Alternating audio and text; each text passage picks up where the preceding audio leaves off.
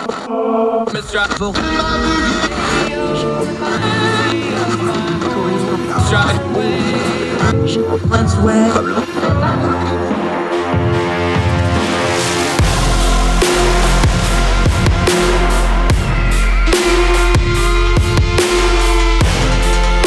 host, Andrew Donaldson. This is Heard Tell. Welcome back to Heard Tell. I'm Andrew Donaldson. Still fighting a head cold, but it makes my voice sound deeper. So let's just roll with it, shall we? So glad you joined us as we try to turn down the noise in the news cycle, get to some stuff that really matters, none of the stuff that doesn't, and get some knowledge and information to understand the times we live in. Let's start with a labor brewing issue. We've been talking about it on and off. Now it's come to a head. The labor rail freight strike. This, of course, goes back 3 years. These negotiations have been going on. Now, back in September, remember what's one of our founding principles here? Things don't happen in a vacuum. They happen in a sequence. So here's a sequence. These negotiations have been going on for 3 years. Back in September, the White House took a victory lap after getting the union heads and the rail companies to agree to a tentative agreement. That was step one in a two-step process, though, but the Biden administration went ahead and took a victory lap because of the way strike rules and union voting goes, they knew it would push it past the election. Here we are past the election. Guess what happened? The union membership, the rank and file, several of them are not voting for this deal. And it doesn't matter how many, although right now it's sitting at 3, probably going to go to 4. None of the rail unions are going to cross a picket line. So if one strikes, they all strike. Now, they consolidated the date because the date goes off of which union said to strike. They've decided collectively December 9th will be the strike date if no agreement is reached. So what happens now? Well, normally what would happen is you'd continue negotiations, but Congress has a delineated power where they can step in and order binding arbitration. So basically they would go to court, to an arbiter with the deal that is already on the table. They would parse that out a little bit further. The arbitrator would just hand it to them and tell both parties to deal with it. So now President Biden came out and has issued an extraordinary statement from the White House about how Congress needs to fix this. You really need to read this document. It is amazing. It is quintessential Joe Biden and the 50 years of book we have on him. We'll post a link to it. Read it all for yourself.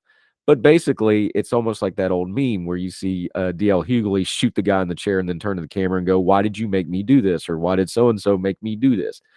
Biden is basically saying, why isn't Congress fixing this? Well, sir, you helped make this mess. Now, not all this rail freight strike is President Biden's fault. This has been going on for years. The sticking points, of course, usual stuff, pay and benefits. But the real one that's really got the workers in a twist is the sick days. They don't get sick days off, and they want them. These are long hours and lots of travel, and the company doesn't want to give sick days because those are guaranteed days off that they can't control. That's the real sticking point to all this. That sick day provision is not in the deal that Congress can put into binding arbitration. So neither which way this thing goes, the workers aren't going to be getting that. So what do we expect to happen now? Well, Congress is going to have to come together and get some kind of a package pushed through to push this to binding arbitration. In the short term, that would avert a strike right before Christmas, which is what the administration is really scared of now that we're past the election. Long term, though, this is going to make the workers even madder and dig in even more on an issue that, frankly, I think they have a really good grievance and a fair point about. So they're going to, once again, try to kick the can down the road. The politicians will say this is a victory, but I just want you to go ahead and dog-ear this story, put a marker on it, bookmark it online, however you want to do it. Just put a little asterisk here that we told you in September this was going to happen in the fall, that this wasn't a done deal. Now they're going to force arbitration on the folks or Congress, because there's some rumblings on the right. They would be more than happy to sabotage this so that President Biden doesn't get a win here. Just bookmark it, because this is going to get kicked down the road again. Now, one other thing to watch for. A lot of the posturing now is, since we're past the election, is remember, Republicans are going to be in charge of the House of Representatives after this. So if they can slide this out a little further, the Republicans get the blame. Right now, the Democrats would get the blame.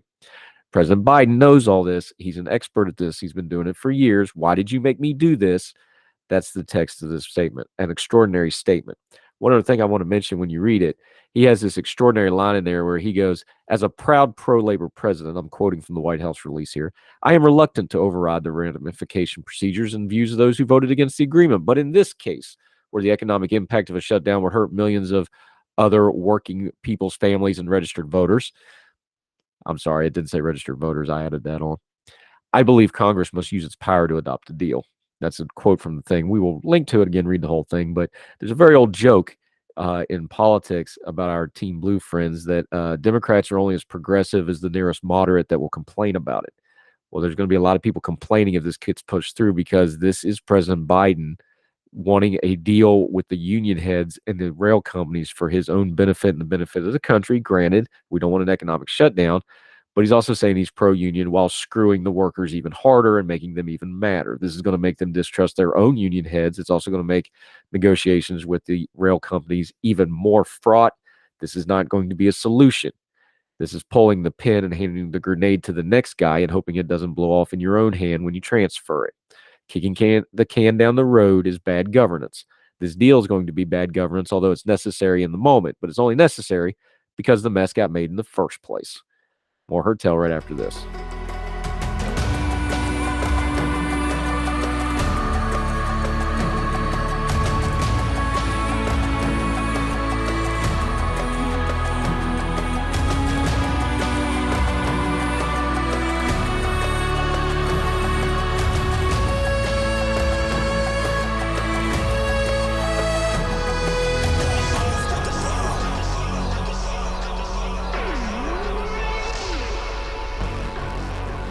Welcome back to Herd Tell. Okay, big story going on overseas, kind of breaking through in the American media a little bit. So let's go over to the UK and get some international perspective on what is going on in China right now. We have another one of our great Young Voices talents that we love to talk to so much from the UK. Noah Khogali, how are you, sir? Great to see you and appreciate your time.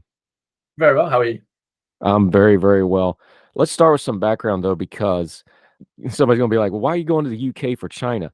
This is a country that you know pretty well, though, isn't it, my friend? Yeah, this is a country where I spent a significant amount of time growing up, and I really saw this modern Xi Jinping evolution into the China that kind of after the Thatcher years and the end of the 1900s that it started to modernize and liberalize. And I think we saw as a family firsthand how it started to descend again into this pretty rampant authoritarianism and really see the impact that especially technology had on the surveillance state and the way that the Chinese government was really in control of every part of your life. Yeah, let's talk about that for a second because I know I have family that married into our family from Hong Kong, so we tended to focus on like what happened in Hong Kong. People look at those sorts of things. What was it like in what was it like on mainland China? Because I think the Western media, we have these gaps of Tiananmen Square, COVID, whatever's happening now, and they missed that run up you're talking about with the rise of Xi Jinping and the surveillance state and modern China as we know it today in the year 2022. Bridge that gap for us a little bit as somebody that was kind of there for some of it, what was going on mainland China, because the truth of that stuff doesn't really get out to us because of the media controls, right?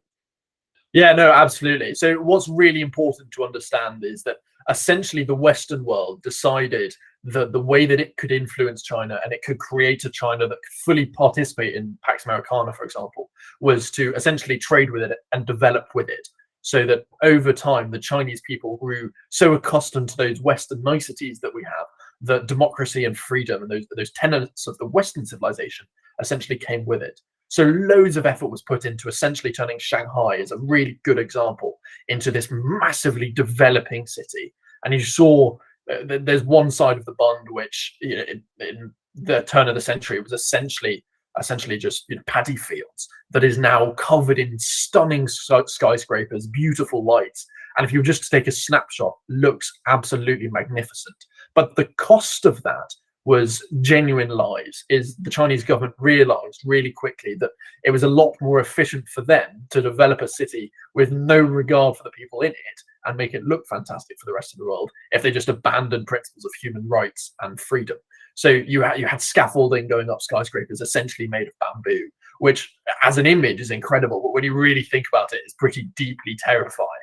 And that essentially encapsulates the attitude that they took. We're going to have these Western niceties, but go back to what they view or what the party view as the Chinese principles. And those principles are essentially the surveillance state.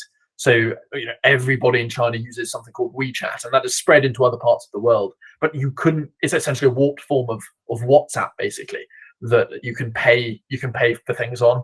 And you essentially use it as Facebook as well, but the Chinese government have their tentacles in all of it. And the owners of WeChat, I'm not sure exactly who they are, but they're essentially the Chinese government. So everything you pay for, everywhere you go, Xi Jinping has an eye on it all. And that was the price that the Chinese people paid for development. So you might find many of them thinking that's just how it is and that's how the rest of the world is. But they, in fact, have been really, they've sold their souls for something that was pitched to them as the Western dream. Yeah, Noah Khogali joining us. Now, people are like, well, we want to know about the protest. This is what you got to know to get to the protest, though, because we always say on this program, one of our principles, things happen in a sequence. They don't happen in a vacuum. China, economically, we've had people in here talk about it. Like, they understand the demographics. They understand the birth rates they have. They understand their limitations. They're trying to get rich before the economic downturn hits, is what they're trying to do in a nutshell. All that human rights. But at the same time, let's be adults here. One of the reasons the Western world was okay with all of this was not just the stability. This is really big business because China has a 750 million strong workforce that is beholden to their government. That is a unique business opportunity to people who can get past their morals and the human rights of it. And that's the toxic brew that's really made what China is today as far as human rights and geopolitically goes, right? Yeah, no, absolutely. There's a few different problems here for China. So what the first thing that is important to understand is not really a problem for China now, but now that the rest of the world has become aware of it, it could be, is that as China has essentially embarked on policy of debt trap diplomacy across Africa. So if we're going to view what happened in the Middle East over the last century and investment, is probably a good way of putting it, investment in the Middle East and the control that comes with that. China have essentially, got ahead of the rest of the world in doing that in Africa because they've realized that lots of the really fundamental, something like lithium, that is, you can find lots of it in Africa, and it's going to be incredibly important as we go towards electrification. China have essentially got hold of that and have many of these countries in debt trap diplomacy. So the rest of the world has suddenly become very quickly aware that they need to deal with this China problem, because in 50 years' time, it's going to be a hell of a lot bigger than it is now. And this is something that everybody's suddenly tried to realize. So the walls have started to close in around China. Their authoritarian principles have got a bit shaky when dealing with economics. Their housing market struggled a fair amount. And over COVID, they've seen lots of people realize that cheap labor can be found out with of China. It's not just some Chinese monopoly. So the economy is starting to struggle a little bit more. And they're essentially getting cut out of lots of Western democracies, which is where they got lots of their technology from. So there's a lot of issues here, which have essentially condensed themselves into what happened in Hong Kong, which I think everybody probably knows about, and that last Western glimmer of freedom in China essentially disappeared, and what's happened to the Uyghur Muslims, and the CCP basically going, look, we need to get rid of anybody that could be inside of these walls and pose a threat. And people have started to wake up to that, because it is a lot harder to hide what you're doing in 2022 than it was in 1989. And that's something I don't think they really appreciated, was that there is a bit more information coming in and out of China now than there was back then.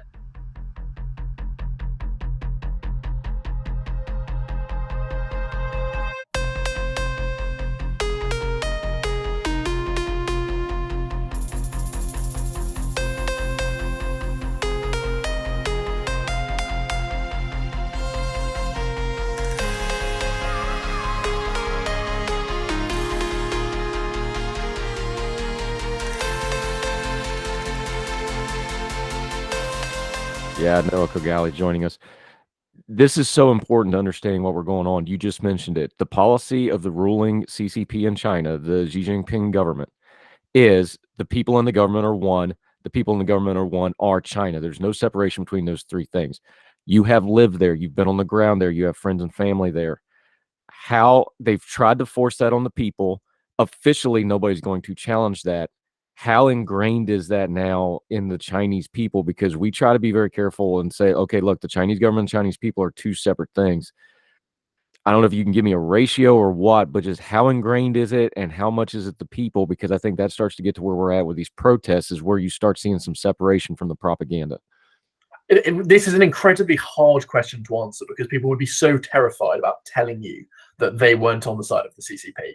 So you would get basically everybody silently nodding if you asked who here believes that the CCP are, the supreme rulers, and they wouldn't voice their concerns, because essentially they would get disappeared. So it's incredibly tough. I think my feeling would be that I would have faith in humanity. I would hope that these people understand that what's going on is not necessarily right, and can see through the very thin veneer that has been cast on them by the CCP. Again, you're not going to get an easy answer to that, because you can't really do any proper polling. And if you go out on the street and ask somebody, they're going to think you're, tricking them into some concentration camp in the north of China. So incredibly difficult. But I think when we deal with China, we still have to operate on the belief that it is innate human yearning to be free, and that those principles of goodness are universal. We still have to operate on that idea. Yeah, Noah Khogali joining us. So is it fair to bring up this point then? Because I really want the Chinese people to be free. Like I want all people on earth to be free as much as possible. Because I love freedom. I'm an American. That's I want them to be free. Those of us in the West, especially in America, the UK, places like this, should we be careful putting the larger geopolitical narrative on these protests for that very reason, though? Because how much of this, I understand there's all this background, and I understand they're oppressed, but when it's something like the COVID restrictions, which is what they're really pushing back against now, plus things like living situations in the housing and the stuff we saw at Foxconn and all that, do we need to be careful making sure we don't take the protests for what they are right now and putting too big of, oh, this is going to be the movement that topples the government? Because we've got a really bad record in the Western press of predicting those over the last 10, 20 years, don't we? Yeah, I think if we're being honest, I think very, very few commentators would suggest that this was the thing that was going to topple Xi Jinping. He's had hard challenges, and I think he'll probably get through it. There'll be scars, but they will get through. They will get through it, unfortunately. What is interesting is, whilst it has happened and it's been triggered by the COVID issue, the protest of that blank white piece of paper, and I would encourage anybody that's not seen those pictures to go and find them, because they are incredibly passionate. Yeah, explain what that is for folks, just so they know real quick. Sorry to interrupt you, but explain what those are. Lots of students have been holding up blank pieces of A4 paper, which essentially are designed to give across the message that they have no freedom of speech. So it's not just about the authoritarianism we've seen in regards to COVID. It's about the fact that people aren't allowed to speak about it.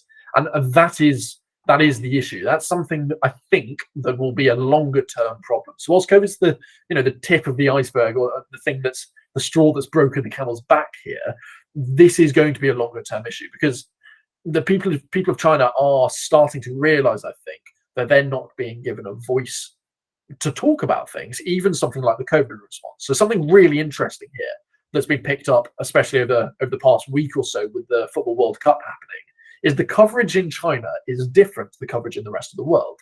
So what you're seeing is a 30-second or so delay on the TV coverage, which is very normal for China. We used to sit and watch the news. It used to randomly turn off at points. But a 30-second delay in which crowd shots are being replaced with individual shots of managers or players.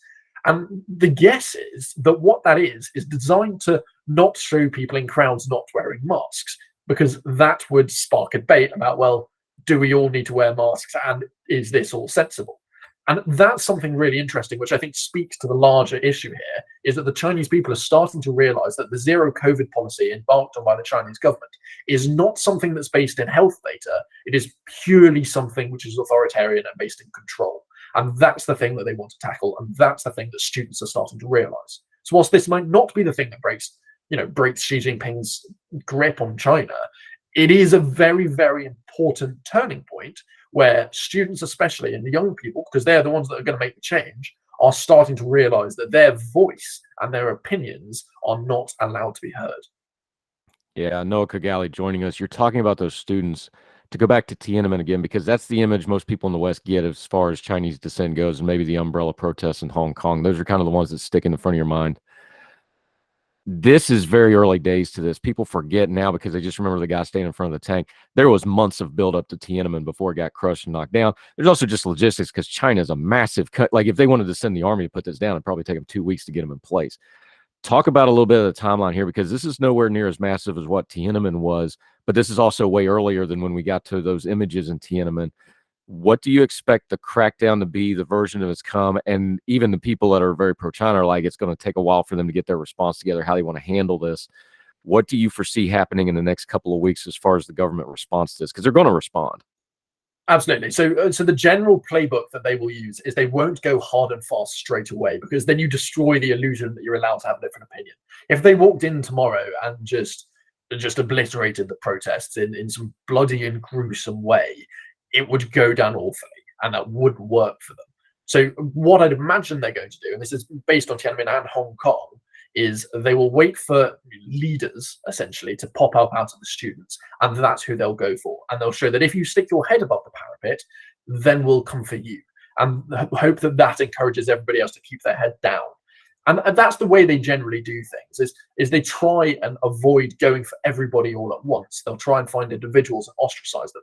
So you saw that especially in Hong Kong recently. That's probably the best example, where they came for anybody whose name you would recognize. Nathan Law, for example, his personal favorite, somebody who was essentially became an idol of the public, and that runs very counter to the way that the CCP thinks everyone should work, because they think everybody should be this massive blob. So over the next few weeks, I would assume that anybody that steps forward out of this body to be a real, essentially the one with the loudspeaker over and over and over again, it'll be them that, or their family, that the CCP come for. Yeah, we saw this. I'm glad you mentioned the Hong Kong thing, because we actually talked to a couple of the dissidents that were actually in those crowds. They were there for it. And that's what they said. They they've, after about 3-4 weeks, they came out with a list. I think it was about 350 names. They took it, and the next day the streets were empty because there was nobody to organize. So it's very much the Hong Kong method that they have kind of perfected, for lack of a better term, as horrific as it is.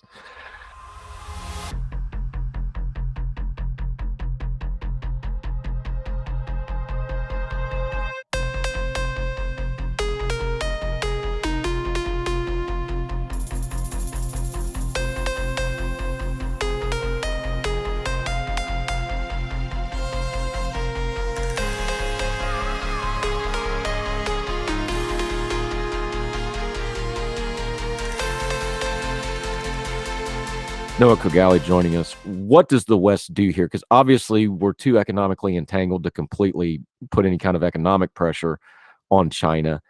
I would go back to the Cold War.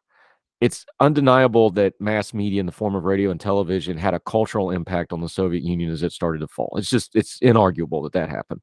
You mentioned things like the World Cup. Is it something we should pay more attention to, the culture side of this, maybe more than the policy side? Because no matter how much they restrain the technology, some of this stuff must be getting through, or they wouldn't be throwing a fit about it, right? Is that something we should maybe be paying more immediate attention to? Well, what I think is important here, so there's a couple different strands. I think it is key to understand what the major players in this, and the historical major players, are doing at the moment. So from a Times article in the UK a couple of days ago, it sounds like the US have started to open back channels, which seem to have closed with China again, because they're so scared of China aligning with Russia. So you can understand why they're doing that. But for somebody that is especially worried about the Chinese threat, that's concerning. The Germans have essentially taken the angle that the British did under Thatcher, which was essentially, we'll try and trade them out of this. And if we keep trading with them, then they'll just eventually turn Western, because that worked so well last time. And the French seem to think that there'll be a mediator between the Russians and the Ukrainians, because, again, that makes complete sense. Of course they would be. I hope the sarcasm is coming across there. When the British have essentially last night started using the word robust pragmatism. So you take from that what you will. It kind of runs in the face of each other, with robust being quite a strong, we're going to really take it to the CCP, take it to China, and then pragmatism kind of going the other way and suggesting it might be a bit more wet on it. So we'll see. There's lots of countries running different routes here, but what you hope is happening behind the scenes is this information war, because the Chinese are doing it here. So I'm not sure about the US, but in the UK, the Chinese have essentially this system where they are infiltrating universities and schools through teaching Chinese is what they suggest it is, but actually it's intelligence agents essentially coming over to the Western world and trying to convert people to the Chinese way of thinking. You'd hope that we are running something, if not slightly less James Bond-esque, that we are running information campaigns in China to hopefully ensure that people are realizing what's happening and break through that shell that the CCP want to be around China. And in the long term, that's probably what's going to have the greatest effect, if we acknowledge that 1 billion people in China are going to need to be brought on side to really make fundamental change. So whilst it's important that publicly and in the international stage we talk big and talk strong about Taiwan and about these protests and about, for example, the BBC journalist that just a couple of days ago was assaulted by the Chinese police, and it's important that we all come together and talk big about that and really shine a light on it and talk tough.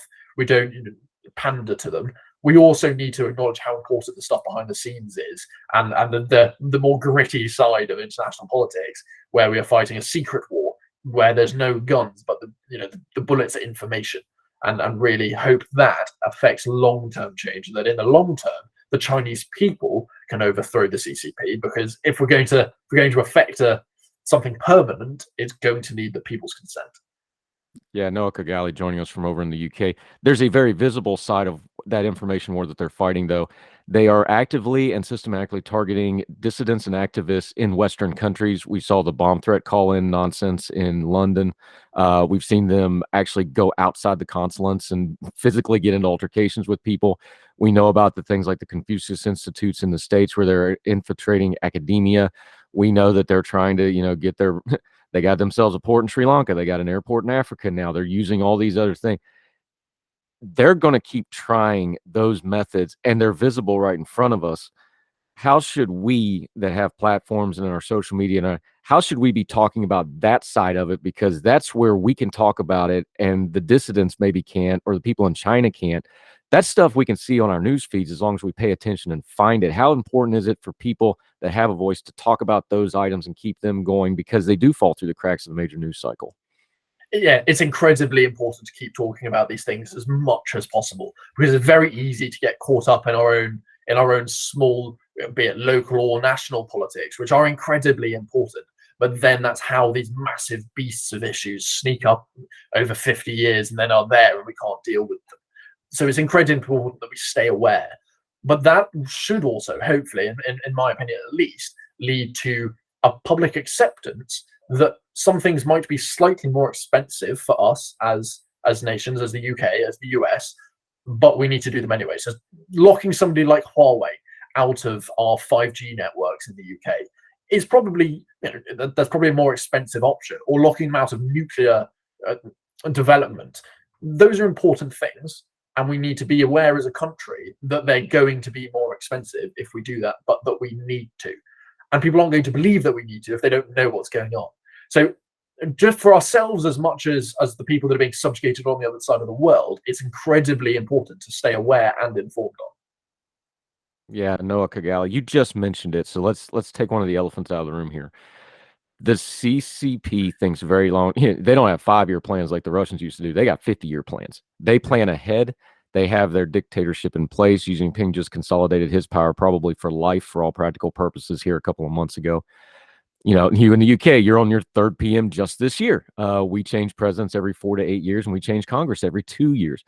They have a built-in advantage to their system. You talked about the different ways France has its own program. Germany has its own program. The UK.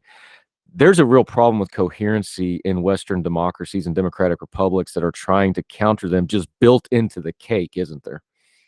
No, absolutely. And this is part of the issue, is that democracy is, for all its brilliance, and as much as it is a moral good, is a way less effective of becoming some superpower than just being a dictatorship, because it means you can do whatever you want, and it doesn't really matter what everyone thinks about it. So the Chinese are always going to have an advantage in that sense. So we've both got to operate on the rose-tinted glasses principle of democracy and freedom will come good in the end, but also look for something of a middle ground here. So we're quite lucky over here in the UK that it essentially seems that Labour and the Conservatives have essentially agree on most foreign policy. That's not always been the case, but that's where we are now.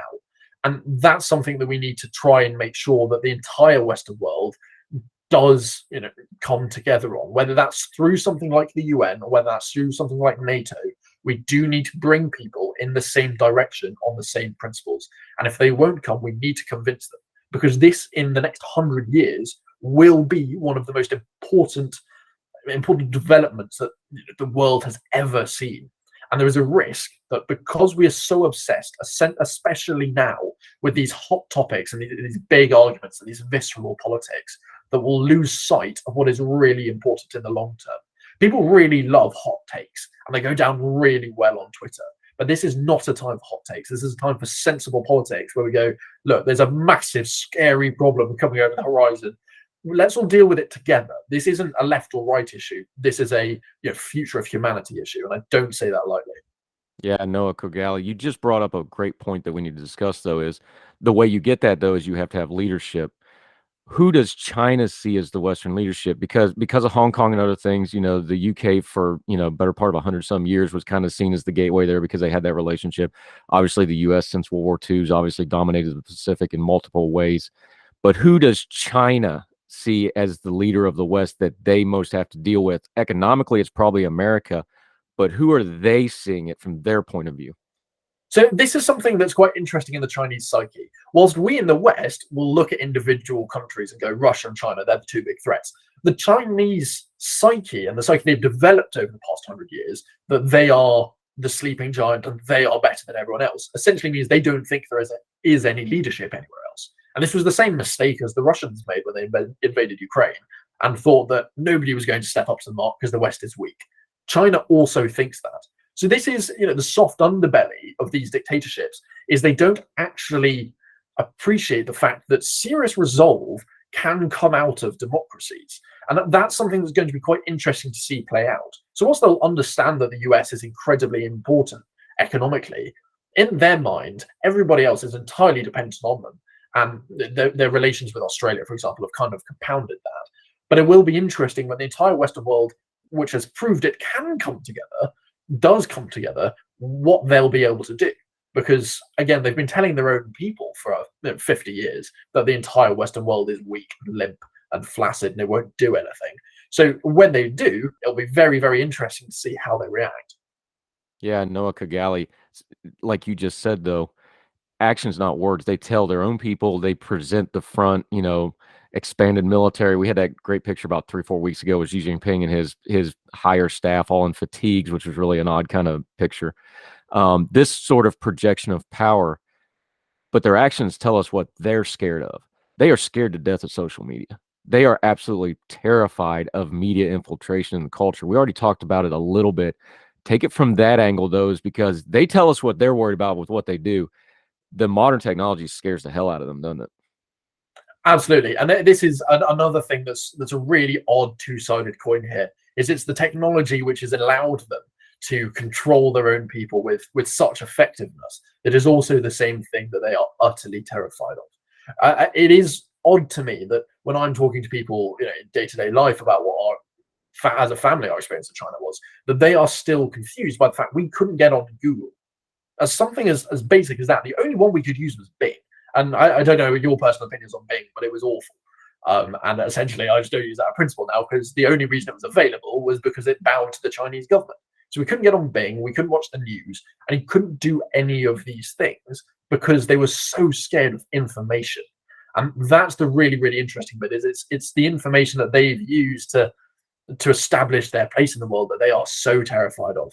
And this is something where something like Elon Musk's satellites that he sent above Ukraine could be incredibly effective, because that is a way that you could bring information to China.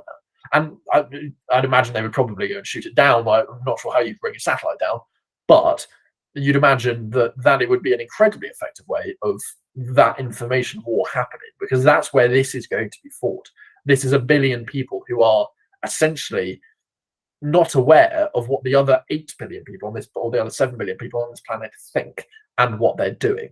And that is something that we really need to focus on getting across.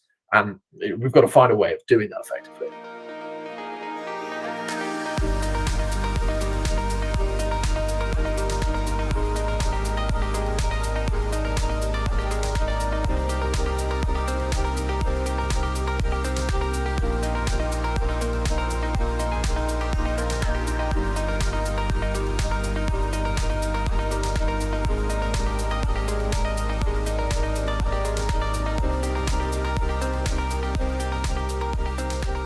Yeah, Noah Khogali, you just mentioned the 1 billion people. That has been the secret sauce to everything economically and world power-wise.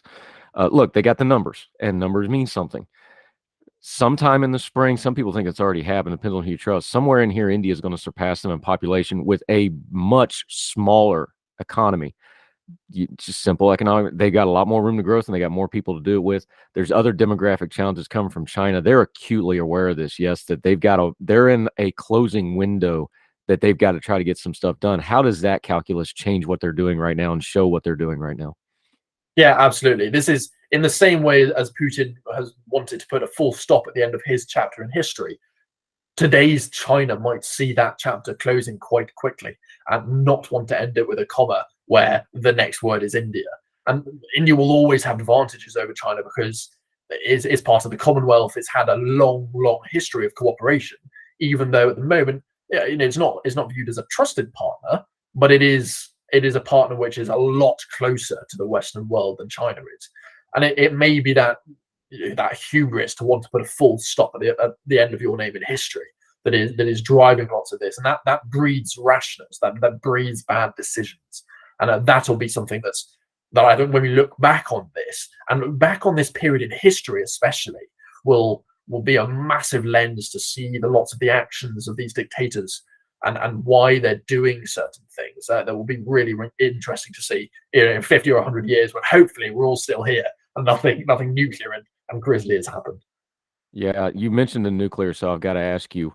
I know it's all projection, but everybody's worried about war with Taiwan. I actually, when they did that, I already mentioned it. The fatigue picture was Xi Jinping, which just looked absolutely ridiculous, but he did it. I'm actually I hope I'm right on this one. I was wrong about Russia, but I don't know that they really want an out-and-out invasion of Taiwan because it'd be really bad for business, and they are absolutely hyper-focused on the business side of it. They're seeing what's happening in Russia, and I don't think they do it. I think they continue to exert pressure in other ways. Of course, they want to crush them and take them over, but I think they look at Russia and go, nope, it's like the old mob thing. If everybody's fighting, nobody's making money, right? I think the business side will keep them from that for right now. I think they'll saber rattle it. What's your feeling on it, though? Yeah, no, I think you're right. What I would imagine is going to happen here is the Chinese are going to sit down and go, what's going to be more effective? Us actually invade Taiwan and give everyone else a reason to get, maybe not actually engage in conflict with us, or do we do this essentially underhanded and we just instill people that we want to run Taiwan in Taiwan, and that's the long term, and we still go, look, they're separate, we never invaded them, you can't get mad with us, but actually they control it. And the rest of the world, I think, will still need to respond really strongly to that, but it'll be a really good excuse for them not to. So whilst I'm incredibly concerned about that, if I was some dictator in China, that would be what I was doing, because it is way more effective. You don't then have to go to your people, go, all right, okay, who's going to fight for this country? Because that could end really badly. And the Western world doesn't then take the fight to you, or it has an excuse not to. Yeah, Noah Khogali. I want to end this conversation with this because I threw a lot of hard stuff and you did great with it. But I want to end on this because I think it's the thing we don't focus enough on. Again, you live there. Talk for just a second about the Chinese people themselves. This is obviously one of the richest cultures in human history. They go back way further than most Western countries. There's a lot of good there. Put a human face on what the Chinese people are going through right now under this dictatorship and how we should view them separate from the Xi Jinpings and all the geopolitics. Just put a personal face on it for us. Yeah, so what's a story is probably the best way of doing it. So I don't know how much people know about how Westerners live in Shanghai, for example, but essentially they're all living on compounds. And what you've got in these compounds is the very wealthy Chinese and all the Western expats. And just behind our compound, the second stint that we lived there was a really big tower block, which was, I never spoke to people that was in it, but it wasn't very wealthy, and it didn't look great. And I remember I flew back to the UK and flew back to Shanghai and went to the compound, and the tower block wasn't there anymore. And you knew in your heart of hearts that what had probably happened, which is somebody had gone, that doesn't look very nice, we're just going to demolish it, and essentially to hell with the people that were there. And I remember asking some people that were essentially supposed to be guarding or staffing the compound what had happened, and there was this sadness, but I don't know, it was never there. And you could really see that they did understand that something had happened and it was wrong and it was probably very evil, but that there was a risk to them and their family and their livelihood if they acknowledged it. And that's something, there's an incredible sadness there. that is quite hard to get across, because you can't deal with your grief then, and you can't deal with the grief you're probably seeing quite regularly. And it is that kind of thing. Homelessness is never good to see, but you used to see it sometimes, and it would appear for 2 weeks, 2 months, in places where Westerners used to go, and then one day there would just be no homeless people anywhere, and everybody would act like it was just how it was. And again, there would just be this sadness, and then 6 months later, the homelessness would appear again, and then everyone would disappear, and then next time it would be all new people, and it was just a cycle where everybody knew that these people were disappearing, they were probably dying, but nobody could talk about it and could talk about how wrong it was. And that sadness, I think, is there in the Chinese people, that they can't deal with these things, that in their heart of hearts, and they may have never spoken to anybody about it, but they know that these things are wrong, and these things are soul crushing, and yeah, it's devastating. But these people are good people. They are friendly. They are lovely. Their culture is rich, but they are just not allowed to act and to think and to speak like we would hope any person has an innate right to. And that's really, really hard to see. But you can still see the humanity and the goodness that is there when you look those people in the eye. They may not be able to say it, but you can see that goodness still there. It's amazing to the Western mind to try to explain the fact that you can't acknowledge that a building is missing. Yeah. Like, how do you even put a Western mind around that and explain that to somebody? That's just such a paradigm shift from how we think, that you have to pretend like a building doesn't exist. Yeah. And it's incredibly, incredibly odd. And you almost start second guessing yourself. Going, did I just imagine a really tall tower block there all that time?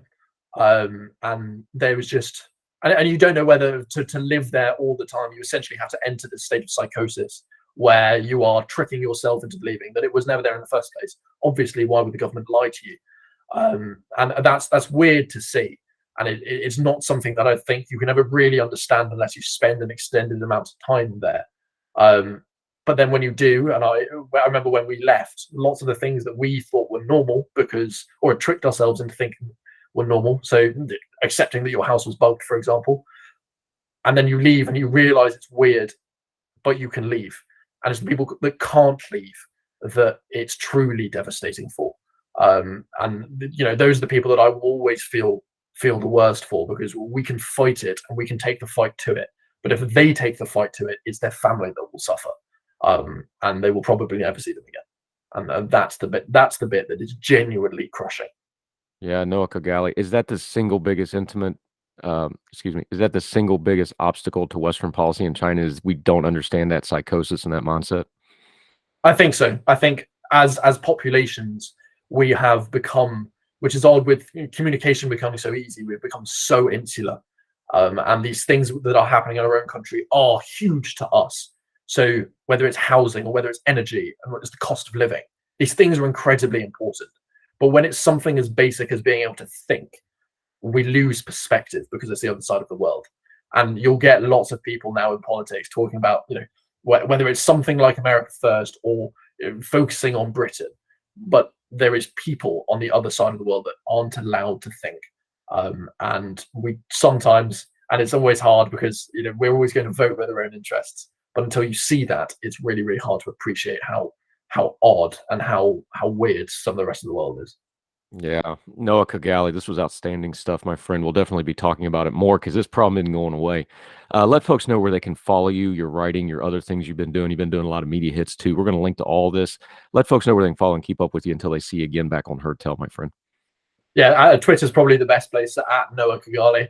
So NOAHKHOGALI, and then you'll get all the random musings and the random and the good media hits on there. Yep. I'm going to get you back soon and talk again. Thank you so much for the time. Really appreciate the conversation. Noah Khogali, thank you, sir. Thank you. Thank you. Good grief. You're very deep. I was hoping I just didn't sound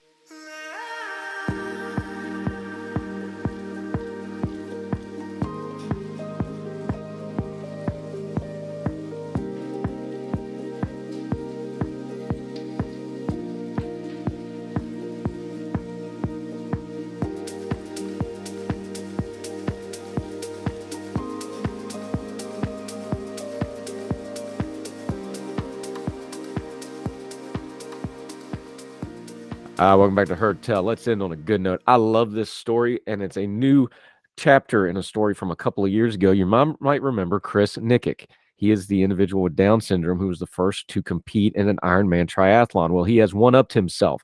He has made us all look silly. He has completed the Ironman World Championship, a 146-mile race. As noted by Brian Metzler on Outside and on Bleacher Report, I'm reading this from. The triathlon consists of 2.4-mile swim, 112-mile bike ride, and a 26.2-mile run. That's a full marathon after doing everything else for those of you in Logan. With the help of his volunteer guide, Dan Grebe, the 23-year-old Nikic finished the race in 16 hours, 31 minutes, 27 seconds. That's well before the cutoff time of 17 hours. Very inspiring stuff. I just cannot talk about how much this sort of thing brings me joy. My mom was a special education for many, many years, especially with children with Down syndrome. Hi, Mom. I know you're listening. She's one of our best listeners. When she started out teaching in the 60s, the life expectancy for people with Down syndrome was in the 30s. Now it's almost 1-for-1 with a regular adult. Why? Because we started getting them in schools and educating these folks and giving them a hand up and treating them like the wonderful human beings they are. Love these folks, have great memories of some of them, and it just goes to show the human spirit can overcome just about anything if you let it. Well done to Nikic. Make sure you check out this story. The videos and the pictures you really need to see, because the reactions of this man, he's dead tired and he still can't hide his joy even with all the exhaustion. Make sure you watch the video of him crossing the finish line. That'll do it for Heard Tell. Wherever you and yours are, we hope you're well. We want to make sure you're following and subscribing all the podcast platforms, iTunes, Spotify, whatever. YouTube, if you want to watch the video portion, also on Facebook. We've got some information coming down the pike on our radio partner. Going to be doing something exciting on the radio side come first of the year. Can't get into all of it now, but it's going to be great after the holidays. Most of all, thank you for joining us as we try to do our very best to turn down the noise of the news cycle. So wherever you and yours are, we hope you're well. We hope you're well fed. We'll talk to you again real soon for more Heard Tell. All the music on Heard Tell is provided under a Creative Content license from monstercat.com.